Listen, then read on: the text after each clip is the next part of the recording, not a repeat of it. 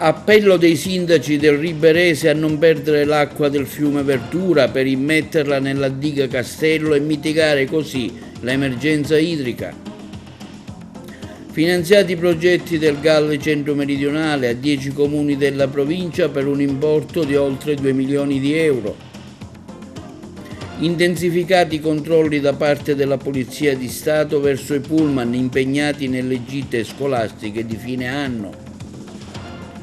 Svolti i funerali ad Alcamo della vittima di Casteldalcia, Roberto Raneri, intanto salgono a 3 gli avvisi di garanzia per la strage. Al via la rassegna musicale Euterpe a Realmonte, domenica la prima della rappresentazione teatrale Donne Violate al Teatro Postavecchia organizzata dall'Associazione Concordia. Continua il lavoro del progetto sportivo rivolto ai giovani dai 14 ai 34 anni al centro sportivo del villaggio Peruzzo, dove allenare il tuo talento.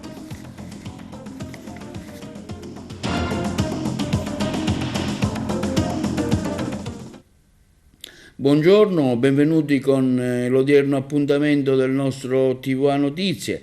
Un appello da parte dei diversi sindaci dell'entroterra agrigentino per recuperare l'acqua del fiume Verdura e conservarla nella diga Castello il Servizio. Una richiesta d'incontro relativo alle problematiche idriche viene formulato oggi dai sindaci dei comuni di Ribera, Alessandria della Rocca, Bivona, Burgio, Caltabellotta, Calamona, Cicattolica La Crea, Cianciana, Montallegro, Lucca Sicola, Santo Stefano di Quisquina e Villafranca Sicola. La problematica relativa alle risorse idriche del nostro territorio è un tema che sta allarmando le nostre comunità in riferimento all'emergenza per l'approvvigionamento idrico per usi civili che per usi irriguo e che l'intera regione siciliana sta affrontando. La drammatica situazione climatica derivante dall'assenza di precipitazioni autunnali e invernali aggravata dalle temperature elevate di marzo e aprile sta determinando, secondo i sindaci dell'Agrigentino, uno stato di crisi senza precedenti, considerando che con gli invasi letteralmente a secco è inevitabile il rischio di fare saltare il sistema di irrigazione delle coltivazioni per l'imminente stagione irrigua nei mesi estivi, compromettendo irrimediabilmente il presente e il futuro dei nostri agricoltori, rilevato che oggi una discreta quantità d'acqua continua a scorrere lungo l'alveo del fiume Verdura, perdendosi in mare da parte dei sottoscritti sindaci, dove sono state già avanzate diverse richieste e proposte volte a far sì che vengano messe in atto tutte le misure utili e necessarie affinché quanta più acqua possibile venga accumulata nella diga Castello, così da poter assegnare i volumi di acqua sufficienti a garantire la sopravvivenza delle colture del nostro territorio. In virtù di quanto sopra, i sindaci dei comuni che abbiamo appena citato chiedono con urgenza di essere ricevuti dall'onorevole assessore al ramo e che all'incontro partecipano anche il dirigente del Dipartimento delle Acque. Finanziati i progetti per un totale di 2 milioni di euro a 10 comuni della provincia di Agrigento che fanno parte del Galle Sicilia centro-meridionale il servizio. Sono circa 2 milioni di euro a disposizione dei comuni che fanno parte del Gal Sicilia centro-meridionale per la realizzazione di opere all'interno dei propri territori. Pubblicata la graduatoria dei beneficiari in tutto 10 comuni ai quali andranno una somma di circa 200.000 euro a testa. Si tratta dei comuni di Licata, Ravanusa, Castrofilippo, Grotte, Comitini, Favara, Palma di Montechiaro, Naro, Racalmuto e Camastra, che tramite i propri uffici tecnici hanno presentato i progetti rispondendo al bando relativo alla costituzione di una rete di atelier multimediali della conoscenza, pubblicato nei mesi scorsi. Gli atelier multimediali della conoscenza sono dei centri museali multimediali per la valorizzazione del patrimonio culturale, immateriale, rurale, del territorio del Galle, dei prodotti tipici locali e delle risorse umane. I centri saranno finalizzati alla diffusione e alla promozione delle eccellenze territoriali, degli itinerari rurali, del patrimonio culturale e materiale nel loro insieme e costituiranno la rete degli atelier multimediali della conoscenza del territorio Sicilia centro-meridionale.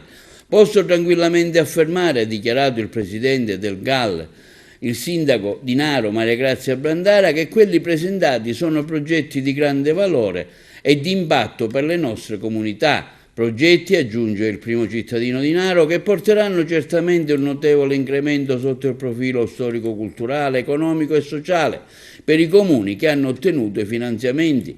Sin dal mio insediamento alla presidenza, continua il sindaco Brandara, con i vertici del GAL, il CDA, il direttore architetto Lindo Terrana, l'ufficio di piano, è stato tracciato un percorso ben definito, aiutare l'economia di questo territorio agrigentino delle imprese che operano nel privato, sino ad arrivare al pubblico, come in questo caso i beneficiari sono direttamente i comuni che ne fanno parte. A breve, conclude la Brandara, si potranno avviare lavori di realizzazione. Un plauso va direttamente al GAL per gli istruttori, ai progettisti e uffici tecnici dei comuni che hanno ottenuto il finanziamento per il grande lavoro svolto, dimostrando passione e professionalità. Con la bella stagione estiva si registra un sensibile aumento delle gite scolastiche e di conseguenza la Polizia di Stato intensifica i controlli dei pullman impegnati nei predetti servizi. Con la bella stagione si registra un sensibile aumento delle gite scolastiche e di conseguenza la Polizia di Stato intensifica i controlli dei pullman impegnati nei predetti servizi. In particolare la Polizia Stradale di Agrigento, nell'ambito del progetto Gite Scolastiche in Sicurezza, nato da un'iniziativa della Polizia di Stato in sinergia col Ministero dell'Istruzione, ha già da qualche settimana potenziato il piano dei controlli a campione sugli autobus utilizzati per il trasporto di insegnanti, studenti, che in occasione delle gite scolastiche è stata posta particolare attenzione all'idoneità dei veicoli adibiti al trasporto, ma anche ai conducenti, i quali devono svolgere il loro incarico con responsabilità, nel pieno rispetto delle norme, soprattutto comportamentali, previste dal Codice della Strada a tutela della sicurezza e della incolumità dei passeggeri e della circolazione stradale in generale. Gli stessi insegnanti e studenti, tra l'altro, qualora si trovino nelle condizioni di poterlo comprovare, possono segnalare alla Polizia Stradale eventuali comportamenti impropri, come l'uso del cellulare alla guida senza auricolari, l'assunzione di sostanze alcoliche o altro. Gli istituti scolastici possono dunque giovarsi di questo servizio, segnalando attraverso un apposito modulo il viaggio organizzato, programmando un controllo lungo il tragitto. Nelle ultime settimane la Postrada di Agrigento e i distaccamenti di Canicattì e Sciacca hanno proceduto al controllo di oltre 45 pullman, riscontrando irregolarità per 5 di loro, elevando altrettante sanzioni amministrative, il tutto a garanzia della sicurezza e dell'integrità dei passeggeri e degli altri utenti della strada e della serenità del momento di svago che una gita scolastica può rappresentare. A Cattolica Eraclea, al villaggio Mosè di Agrigento, abbandono combustibile illecita di rifiuti, scattano le denunce dei carabinieri. Continua l'attività dei militari del Comando Provinciale dei Carabinieri di Agrigento volta alla repressione dei reati in materia ambientale, nonché all'illecito smaltimento dei rifiuti, per i quali a seguito dell'entrata in vigore della legge 137 dell'ottobre del 2023 è prevista l'applicazione di una sanzione penale, non più quindi amministrativa, anche ai cittadini e non solo alle imprese nel corso del quotidiano controllo del territorio.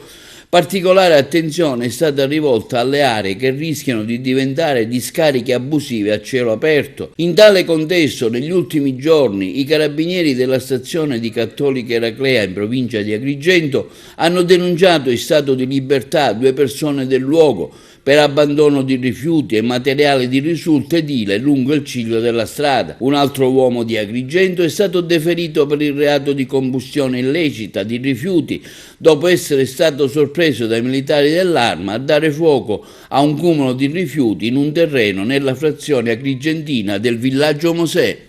Passiamo alla politica, sentiamo l'intervento di Marco Zambuto alla convention della Democrazia Cristiana di domenica scorsa e che era stato proposto come candidato da Matteo Renzi nella lista Stati Uniti d'Europa alle prossime elezioni europee in quota Democrazia Cristiana. Zambuto ha poi rifiutato per motivi personali il suo intervento. Il progetto, il sogno della Democrazia Cristiana, che è stato inizialmente solo di Totò, alla fine in questa regione è diventato il sogno, il progetto reale fatto da tanti cittadini, amministratori, consiglieri comunali, deputati regionali presenti nelle istituzioni, che nella terra di Sicilia ha fatto valere e fa valere il proprio ruolo politico all'interno delle istituzioni. Diciamocelo chiaramente, rispetto a un'espansione di un partito che nel territorio della Sicilia oggi ha un ruolo assolutamente centrale, ma fatto da rapporti, fatto da una capacità di rappresentare davvero il territorio, c'è stata la difficoltà, una difficoltà di agibilità politica data dal fatto che le leggi elettorali non consentivano all'ADC di potersi presentare con il proprio simbolo, con i propri uomini, perché la partita che Totò voleva fare, al di là del raggiungimento del 4%, era quella di dire: io voglio candidare tutta la classe dirigente regionale dell'ADC siciliana, dell'ADC nazionale, perché il progetto dell'ADC che in Sicilia è rinato anche nel resto del paese trova una sua rispondenza, e quindi voleva essere una battaglia, una prova in questo senso, che però una legge elettorale non ha consentito di poter fare autonomamente. Ma tutto questo grande sogno, che oggi questa grande realtà, è indubbio che è dovuta al lavoro, al sacrificio, alla fatica che ognuno di voi ha messo in questi anni in questo progetto, nei propri territori, nelle proprie città, nei propri comuni.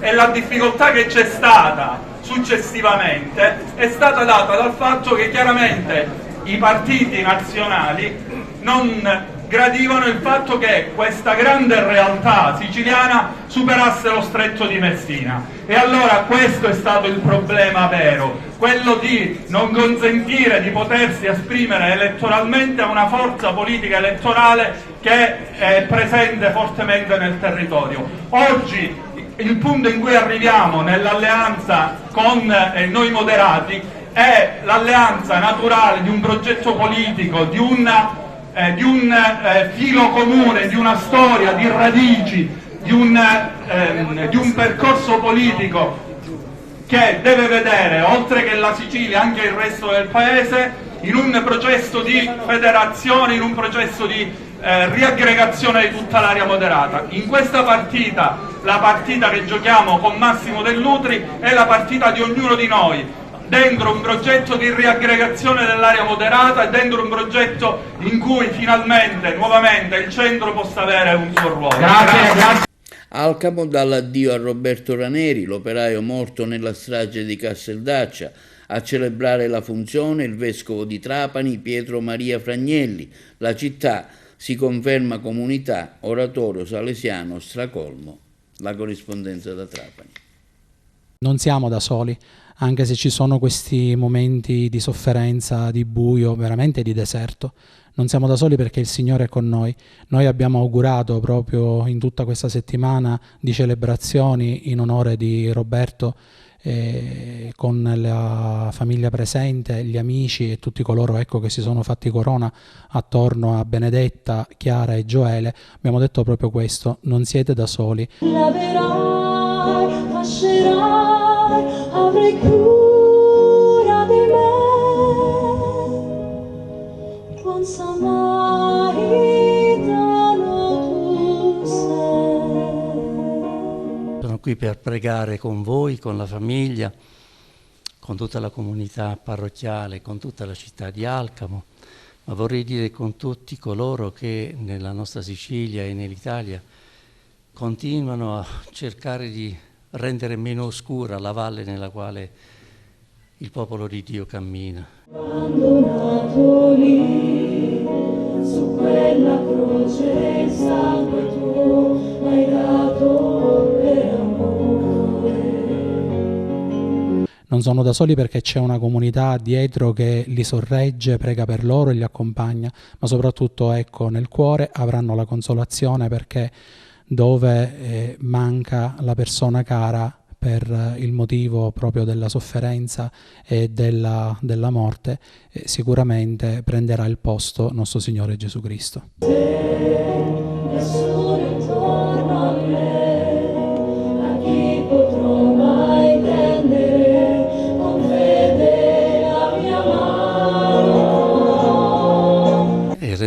oscura con l'impegno del lavoro, con l'impegno delle leggi non solo scritte ma anche applicate, con l'impegno di animare con la luce della fede la prospettiva della casa del Signore, verso la quale ogni uomo è incamminato, non importa l'età, non importa la lunghezza dei giorni e degli anni nei quali viene. Chiara sì, è la figlia maggiore, è qui come animatrice, maestra dei vari cori musicali che si compongono qui nella nostra parrocchia, ed è una ragazza, ecco, che si è sempre fatta in quattro per gli altri.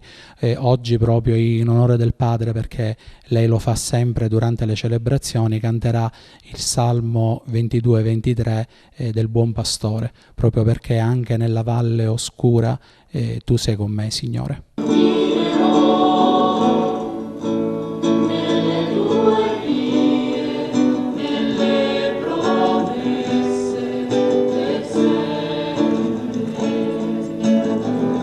Sono certo che questa terribile lezione ci aiuterà tutti a crescere nella coscienza sociale e cristiana.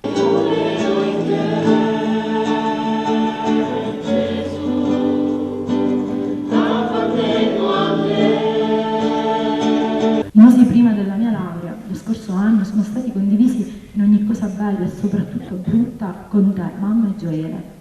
Ogni sera, quando rientravi da lavoro, venivi nella mia camera e mi chiedevi. Ti ringrazio dal profondo del mio cuore per avermi trasmesso la forza di volontà che tu stesso mettevi nel trovare una soluzione a tutto.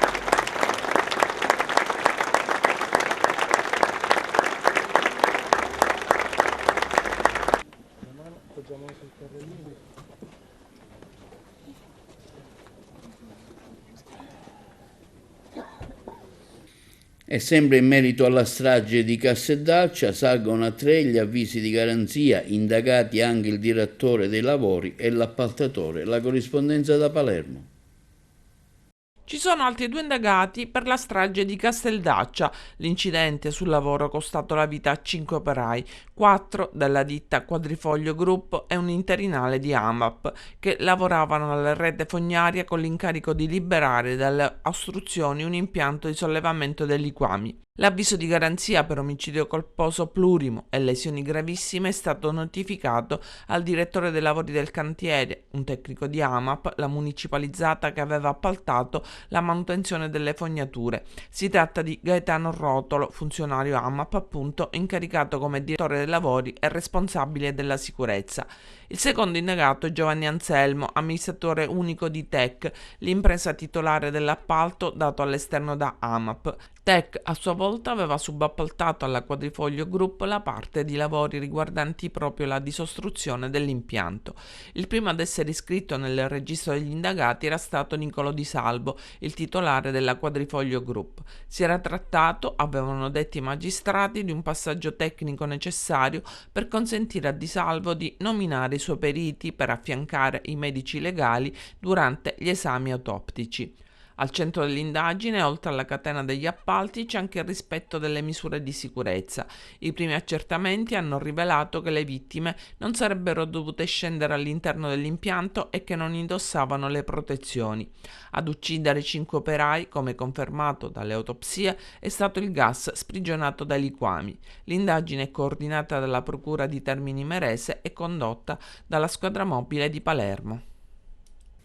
Si è concluso il terzo meeting francescano del Mediterraneo che si è svolto a Cefalù al fine settimana. Ampia la partecipazione che ha visto la presenza di oltre 2000 persone in marcia a chiedere la pace e impegnarsi attivamente a costruirla. Sentiamo le interviste a custode di Terrasanta, Francesco Pattone, e a Vitello, organizzatore dell'evento. Sono prima di tutto molto contento di poter essere qui a Cefalù, un luogo che desideravo visitare da tanto tempo. Conoscevo il Pantocrator di Cefalù, ma adesso finalmente ho potuto vederlo da vicino e sono contento anche di poter partecipare a questo incontro francescano che aiuta a riflettere su temi di attualità per poter come cristiani anche incidere sulla salute. La pace si può costruire anche a partire da paesi lontani da quelli in cui c'è la guerra? La pace si può costruire a patto che ognuno faccia qualcosa per la pace. Per dirla con San Francesco, la prima cosa da fare è avere il cuore in pace, perché lui diceva anche ai frati: non potete annunciare la pace se prima non l'avete nel cuore. Poi per costruire la pace bisogna avere sempre una riserva di fiducia nei confronti dell'altro, perché la pace si rompe quando a motivo della paura dell'altro noi cominciamo a diventare aggressivi nei confronti dell'altro.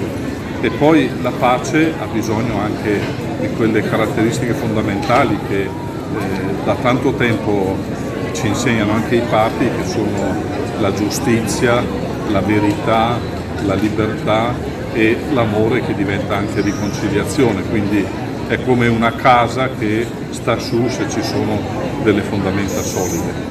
Per sanare una ferita così grande ci sembra sempre necessario individuare da quale parte stanno le colpe. Da quale parte stanno le colpe in Terra Santa? Ed è veramente utile definirlo perché tutto finisca?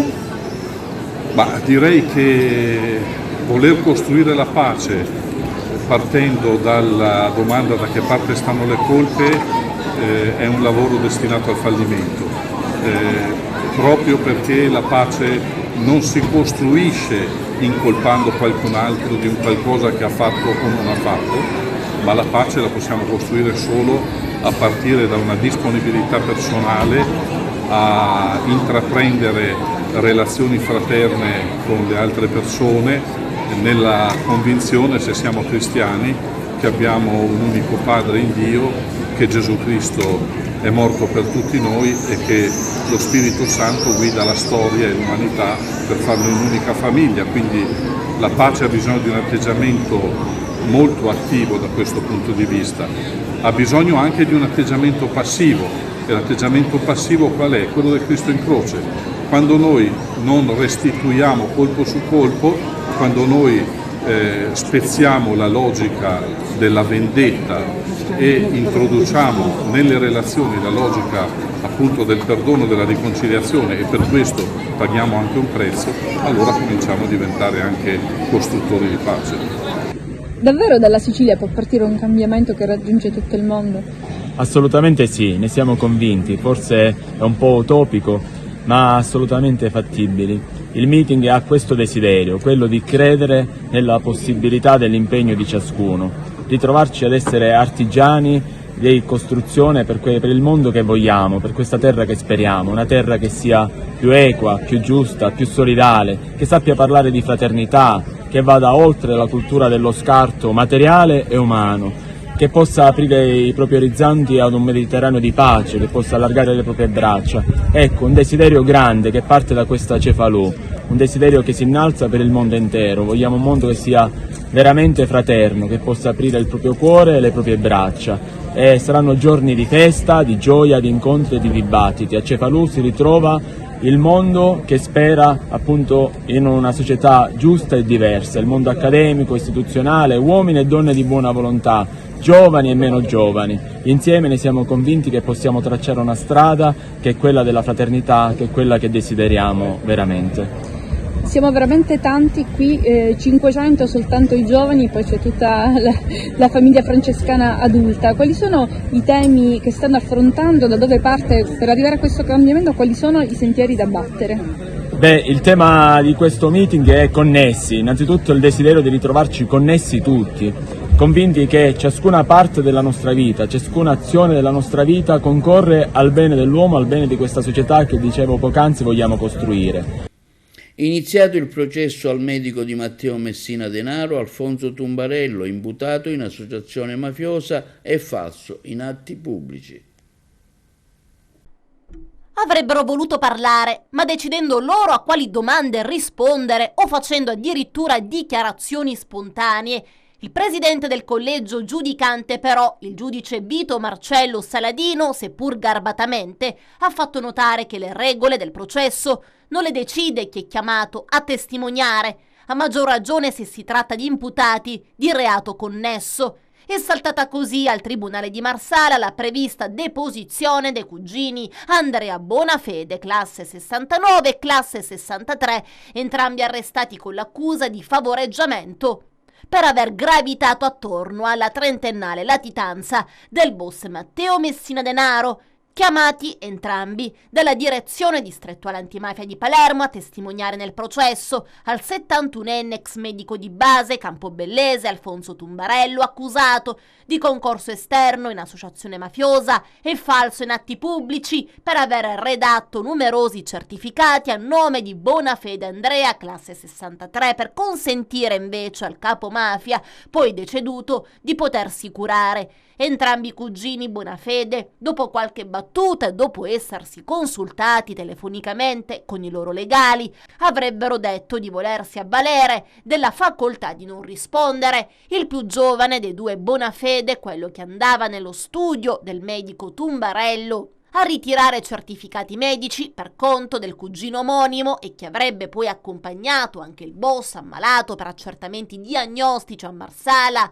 nonché per il ricovero presso l'ospedale di Mazara, ha in particolare affermato che avrebbe parlato solo se poteva decidere lui a quali domande rispondere, mentre il cugino, classe 63, dopo aver affermato che a Matteo Messina Denaro diede la sua carta d'identità per potersi curare ed accennato a qualcosa di analogo per una casa, ha chiesto se poteva rendere soltanto dichiarazioni spontanee. In entrambi i casi il presidente del collegio giudicante ha loro risposto che quanto chiedevano non era consentito dalle leggi che regolano i processi. Le dichiarazioni spontanee, in particolare spiegato il presidente Saladino, al più anziano dei cugini Bonafede, le può fare nel suo processo. Poi è stato ascoltato un investigatore, il luogotenente della ROS dei Carabinieri Fabio Fornara, che ha riferito sulle indagini condotte sui tentativi dell'ex sindaco DC di Castelvetrano, Tonino Vaccarino, di entrare in contatto con Salvatore Messina Denaro tramite il dottor Tumbarello sui rapporti politici tra quest'ultimo e Vaccarino, entrambi massoni,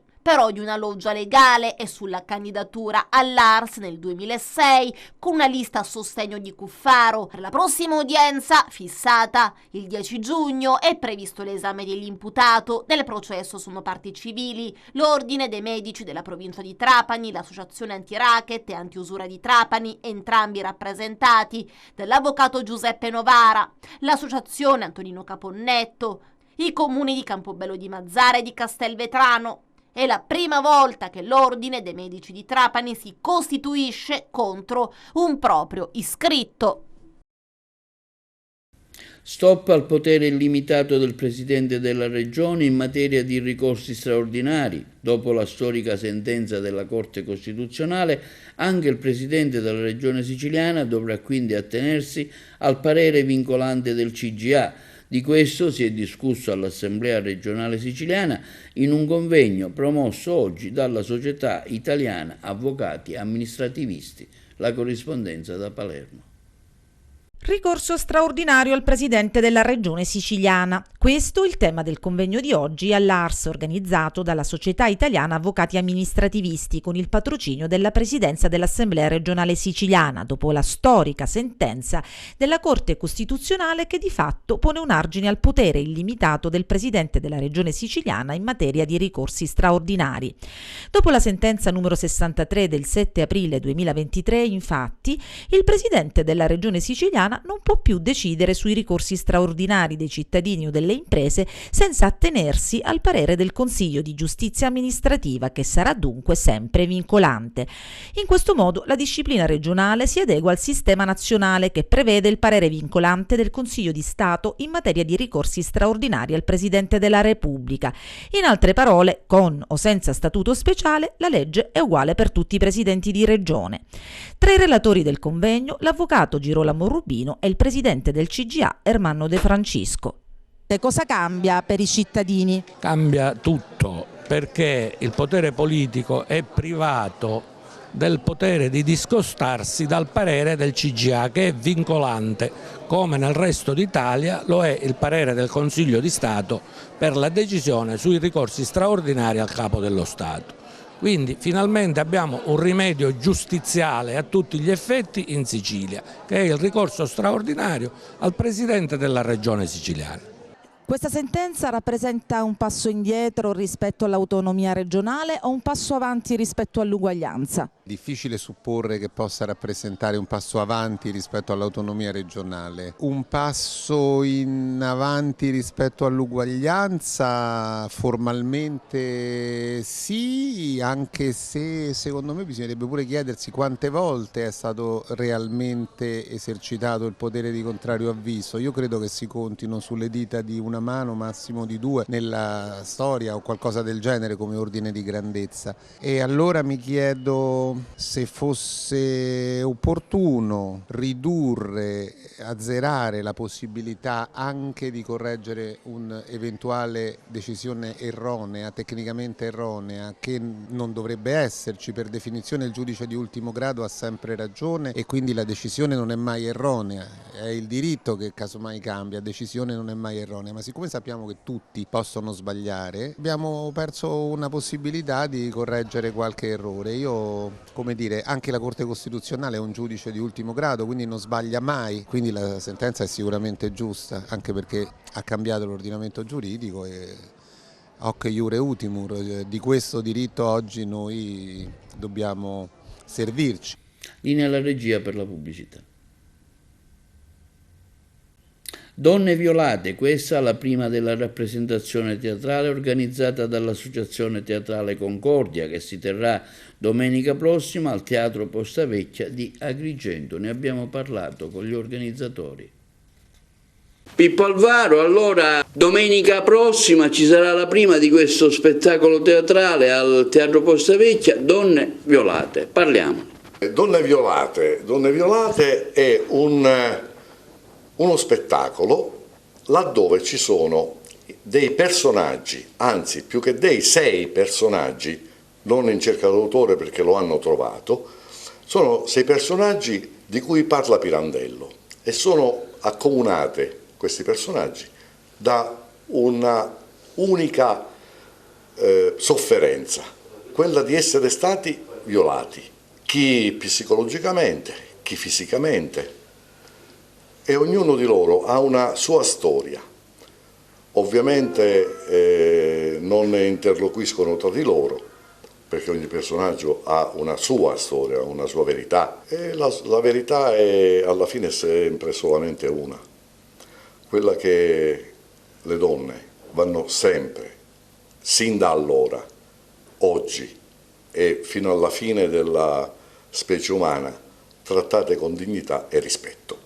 Parliamo della compagnia, come è formata, quali sono i ruoli. Ricordiamo che l'evento sarà presentato domenica in prima al Teatro Postavecchia. Allora, io sono il presidente dell'Associazione Culturale Concordia di Agrigento e portiamo in scena una tematica purtroppo sempre attuale, che è quella della violenza contro le donne. Per questo ho voluto disturbare il mio Pirandello, il nostro Pirandello, proprio per portare in scena tutti quei personaggi, quelle donne che nelle sue opere hanno subito violenza. Avremo Maragrazia dell'altro figlio, avremo Laura dell'Innesto, avremo Giulia della Morsa, Rosaria della Verità, Donna Graziella della Verità, Marta Iala. E queste donne ognuna ha una violenza e un tipo di violenza diverse. Alcune ne sono uscite difendendo la propria dignità, altre purtroppo hanno avuto le sofferenze che ben sappiamo porta la violenza. E proprio per questo noi le stiamo portando in scena per fare riflettere su questo triste fenomeno, perché Pirandello, anche se è vissuto oltre 100 anni fa e ha scritto le sue opere oltre 100 anni fa, continua ad essere e rimane sempre attuale, perché scava nell'animo umano. A Realmonte ha preso il via la rassegna del concorso musicale Euterpe nella splendida cornice del Teatro Costa Bianca. Le interviste ai protagonisti. 16ª edizione di Euterpe. Questo è un obiettivo raggiunto grazie alla sinergia tra l'Istituto Comprensivo Garibaldi di Realmonte, il Comune di Realmonte, l'Ente Parco e la scuola, l'Istituto Comprensivo e Seneto di Agrigento. Che dire, dopo 16 edizioni siamo di nuovo qua, siamo a Realmonte, siamo al Teatro Costa Bianca che riapre dopo un restyling, un progetto insomma che ha interessato diverse aree del teatro, dove si è ripensata insomma all'impianto elettrico e di illuminazione di percorsi, e oggi è in grado di riospitare questi ragazzi.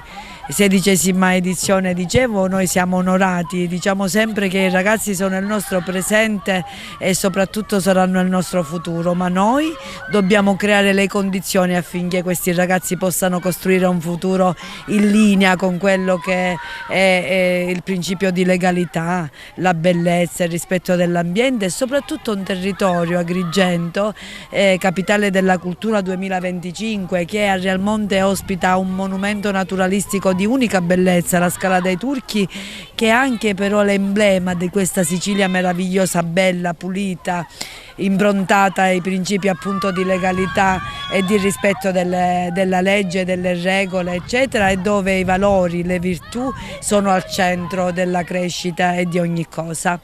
Io approfitto per questa attività di questa sera, che ci sarà per oggi e per i prossimi 3 giorni, e approderà poi ad Agrigento per la serata finale. Ringrazio la dirigente scolastica, l'ho detto prima, la professoressa Catanzaro, il professore Tesè che è il coordinatore del progetto, del mio team. Ringrazio l'assessore Cocco che si è insomma occupato di tutte le attività prodromiche alla buona riuscita dell'evento, il vicepresidente del Consiglio e il presidente Pasquale Valenti, l'assessore Fiorica, insomma i dipendenti comunali, tutta la squadra che si è occupata di preparare, predisporre il necessario affinché tutto si potesse svolgere nel migliore modo possibile. Ringrazio anche i colleghi sindaci che oggi sono qua con me, Montallegro e Cattolica Eraclea, sta per arrivare il sindaco di Siculiana. Allora si apre oggi la rassegna Euterpe Mito Musica Mare, che vede questa competizione, questo confronto fra tante scuole a indirizzo musicale della regione, e oggi si apre con la partecipazione dei 4 plessi del nostro istituto, per cui io auguro a tutti i ragazzi veramente una buona partecipazione a questa competizione, e a me che sono onorata di dirigere l'Istituto Comprensivo Garibaldi di Cattolica Eraclea, Montallegro, Realmonte e Siculiana, aspetta proprio l'emozione di vedere per la prima volta le 4 orchestre del nostro istituto competere in un unico momento. Abbiamo iniziato alla grande con questa magnifica giornata. Questa mattina è stata molto emozionante nel vedere questo teatro pronto ad accogliere, è stato emozionantissimo vederlo così pieno di suoni, pieno di allegria, pieno di gioia, la gioia della musica, del fare musica insieme. E questa è quella che è l'essenza di questa rassegna concorso, quello di mettere nelle condizioni i ragazzi, i loro docenti, le loro famiglie proprio di gioire di questi suoni, della socialità. E abbiamo avuto la possibilità già fin da oggi di ascoltare brani di diversi generi, ma tutti sempre all'insegna dell'entusiasmo, all'insegna della bellezza, all'insegna di quella socialità che vogliamo che cresca nei nostri ragazzi, e questo lo possiamo fare anche con la musica, che è uno strumento formidabile per la loro crescita e per la crescita del territorio. Viva Euterpe, viva la musica!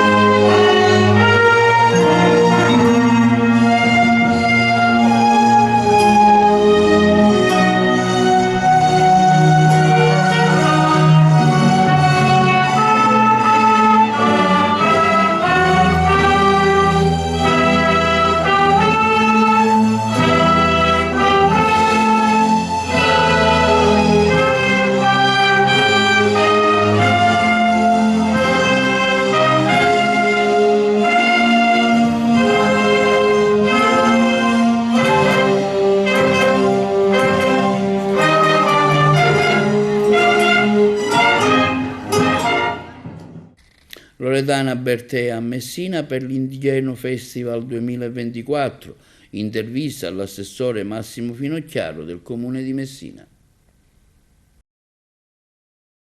Indiegeno è un festival molto particolare che si è svolto sempre in provincia con concerti con artisti top secret e con all'albo al tramonto in posti eccezionali, come anche quest'anno faranno, solo che quest'anno, essendo la tappa del 10° anno, hanno deciso di ovviamente entrare anche a Messina con un festival che ormai è riconosciuto a livello nazionale, con un'artista strepitosa che è Loredana Bertè e ovviamente con una giornata che non sarà solo il concerto, ma sarà proprio una giornata di festa, un'intera giornata di festa dedicata alla musica, a nuovi artisti, a nuovi talenti e poi in chiusura il concerto di questa grandissima artista.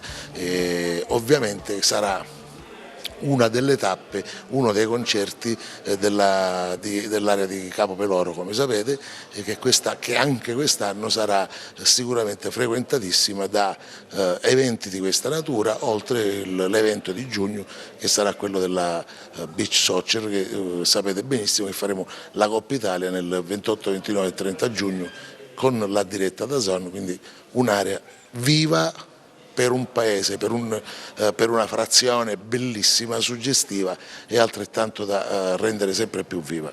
Adesso l'anno scorso è stato anche un banco di prova, è stato sperimentato l'impatto di quell'area, forti di quell'esperienza si ritorna quest'anno. Sì, e devo dire che è stato un test molto importante perché dovevamo capire come si sposava tutto questo con le attività commerciali e con soprattutto i residenti che hanno comunque tollerato ma apprezzato e commercianti che hanno gradito ovviamente, per cui diciamo siamo riusciti a sposare gli interessi della città, del turismo, soprattutto dello sviluppo della città e coniugandoli con la pazienza ma allo stesso tempo con il piacere dei residenti, quindi diciamo sì, qualche criticità ma alla fine ne hanno goduto e ne hanno apprezzato tutti. Dobbiamo aspettarci altri annunci per quest'estate e anche per la prossima? Ovviamente sì, importantissimi annunci arriveranno a breve. Sono pazza che c'è, io sono pazza di me e voglio gridarla ancora.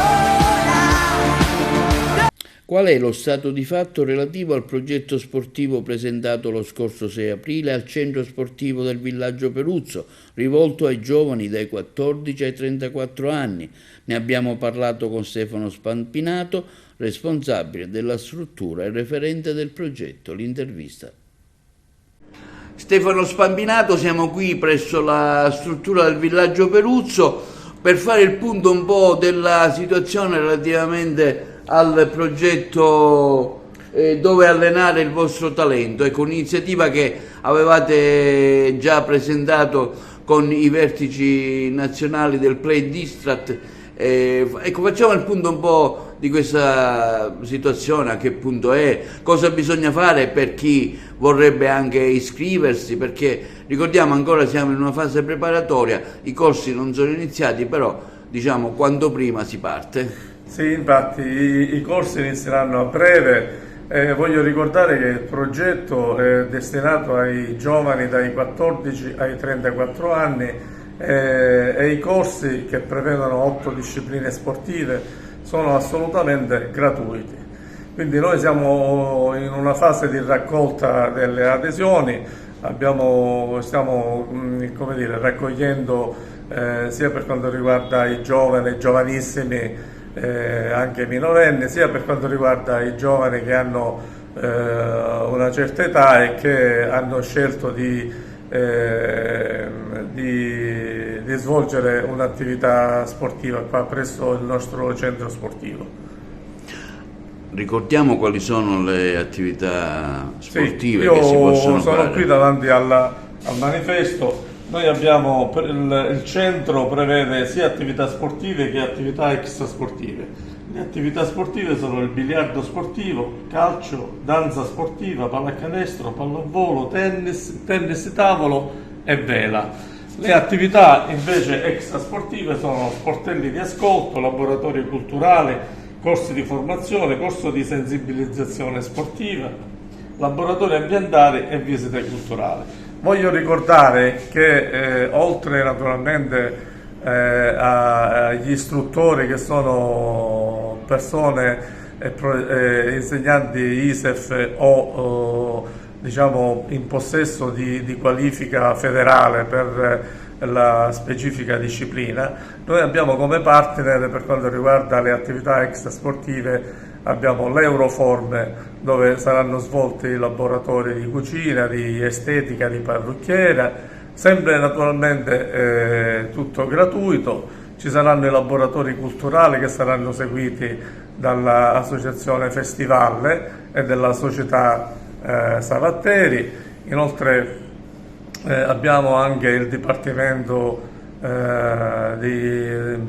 della Salute dell'Università di Palermo, che curerà anche gli aspetti degli stili di vita e della nutrizione per i giovani, per una sana e corretta alimentazione.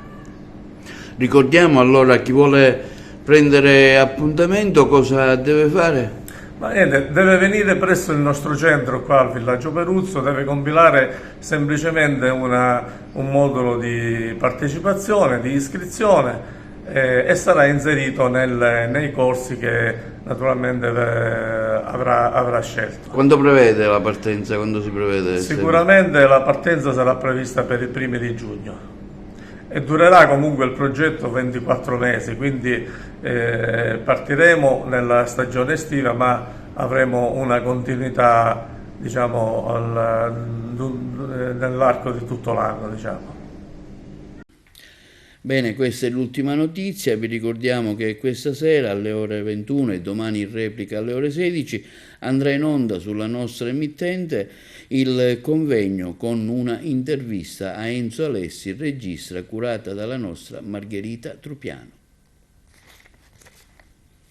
E questo è tutto per TV Notizie di oggi. Vi ricordiamo che i nostri programmi sono visibili in streaming sul sito www.televideoagrigento.tv, il telegiornale sul canale 93 di Video Sicilia alle ore 15 e alle ore 20, con replica la mattina alle 9 e sul canale 268 del digitale terrestre in tutta Italia. E questo è tutto e vi auguriamo una buona serata.